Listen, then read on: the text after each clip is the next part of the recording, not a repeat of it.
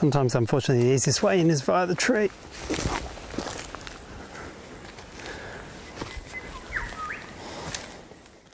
Just chopped over for no purpose. Yes. Right.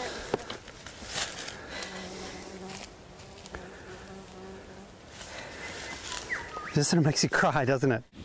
So Jana, what have we got here? I mean, what are we looking at?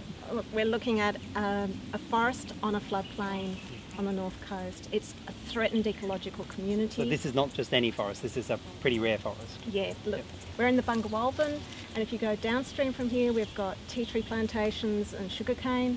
If you go upstream, we've got pine plantations. You know, this is an endangered ecological community. It's a remnant of what used to be around. It's on floodplain country, so you can tell that through the soils. There's a lot of silt.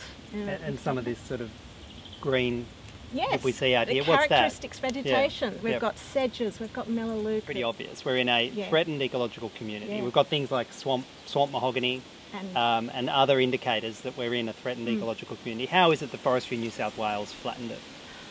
They're just willfully blind to even detecting EECs. You know, if you think about the Integrated Forest Operations Agreement, it came in before a lot of these areas were identified as threatened ecological communities. The threatened species licensing. So somewhere in Forestry New South Wales there's a big map that sees this as a resource, but they're meant to have skilled people that go in and identify these communities before the logging starts.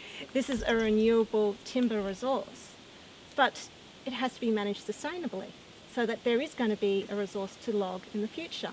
But we know Forestry New South Wales have signed themselves on to wood supply agreements with the likes of Boral, which means they've got unsustainable yields. And it's a short-term commitment, and they're not looking into the future past that point. And just back here, this is the kind of threatened ecological community that we saw being logged just the other side of that forestry road. It's precious, it's dense, it's biodiverse, and we risk losing all of it unless we can take some action now and get Forestry New South Wales to stop these kind of unsustainable practices.